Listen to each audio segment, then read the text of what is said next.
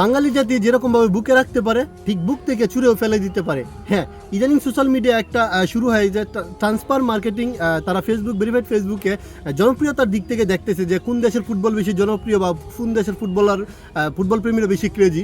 সেই দিক থেকে আমরা বাংলাদেশ বিভিন্ন দলের সাথে বাগাতে বাগাতে সব দলকে হারিয়ে বিশেষ করে ব্রাজিলকেও আমরা বুক থেকে ছুঁড়ে ফেলে দিয়েছি। আমরা জানি যে বিশ্বকাপ শুরু হলে বা ফুটবল উন্মাদনায় ব্রাজিল আর্জেন্টিনা এগুলাই আমাদের বুকে জায়গা পায় বা বাঙালিরা জায়গা করে নেয়।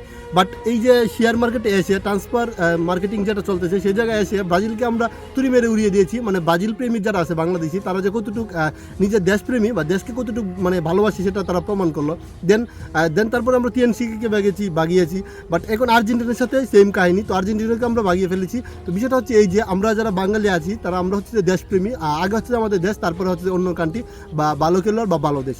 হ্যাঁ, আমাদের আগে হচ্ছে যে আমরা নিজেরা চেষ্টা করবো আমাদের ফুটবলটাকে আগিয়ে রাখার জন্য, আমরা যেন আগে মানে আগিয়ে থাকতে পারি।